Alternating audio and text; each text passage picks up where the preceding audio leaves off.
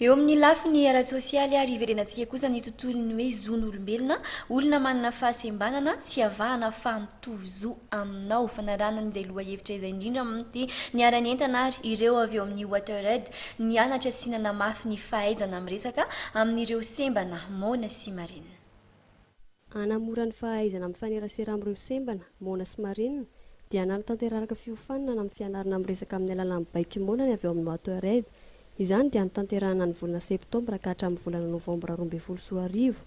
Antony maro nahatonga azy ireo isafidy izany, anisan'izany mba ahafahana mifanerasera sy mifanakalo hevitra. Watered dia ONG anankiray misahana momba resaka fanadinana isan'ny soatavana Watered dia hoe equité inclusion amin'ny fampiadiana dia mitsinjo manomboka ny osa sy ny sahirana raha amin'izay isa hoe sy lalloha izay isan'ny tanjona eran-tany dia ny rehetra tsakanavaka zany isan'ny fihinanana sotabe sarabirina sy fidiovana dia ny antony mahatonga hoe mpiasa ny Watered mianatra ilay tenin'ny tanana dia mba voalohany mba fantatra hoe ahoana fomba misainany ahoana fomba firesahany mba ahafahana koa manamora fomba fanerasana amin'ny olona le manana fahasamafana amintsika.